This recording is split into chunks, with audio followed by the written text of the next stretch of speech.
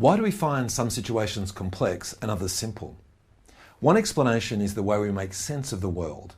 We construct our own personal mental models or pictures of reality to make sense out of what we're experiencing and to help us make decisions. When you see a traffic jam, you think there must be an accident ahead.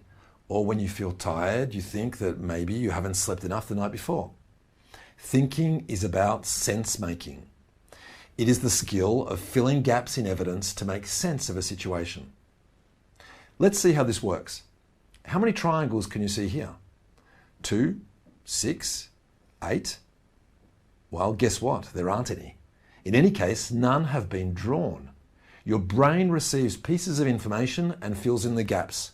You make sense of the information you receive based on your knowledge that comes mainly from your training and past experiences.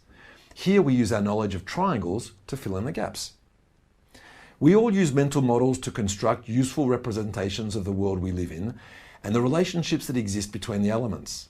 They help us select what information to notice, learn, remember, or infer in any situation.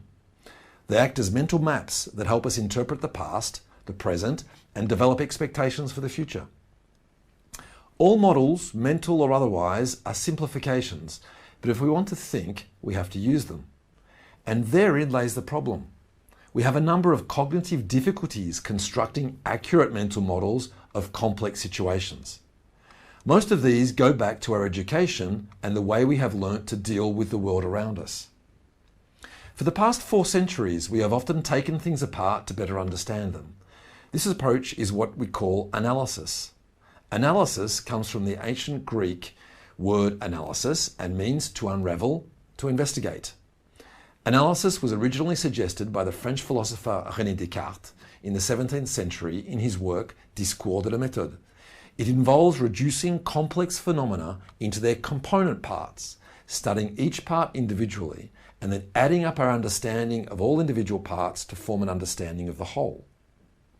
The British scientist Sir Isaac Newton combined Descartes' logic and rigour with the experimental practice of Italian astronomer and mathematician Galileo Galilei during the scientific revolution.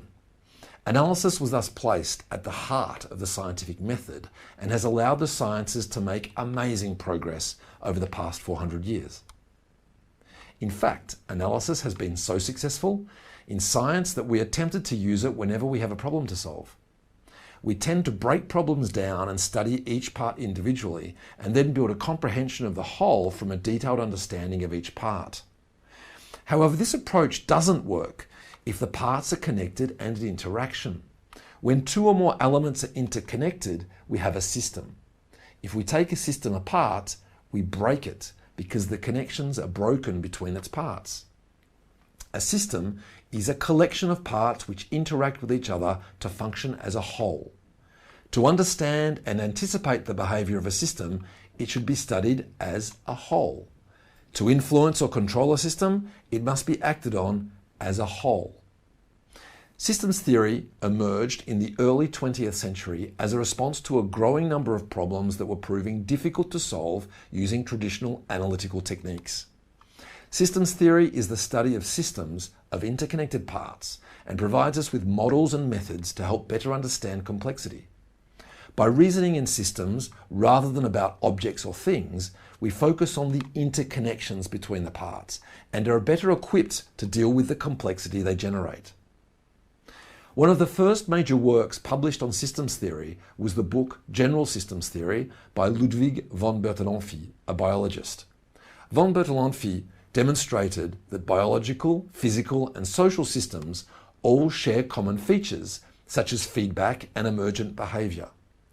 MIT professor Jay Forrester later introduced the key notion of accumulations when he developed a set of applied concepts and tools to help study the dynamics at work in complex social systems in the 1960s.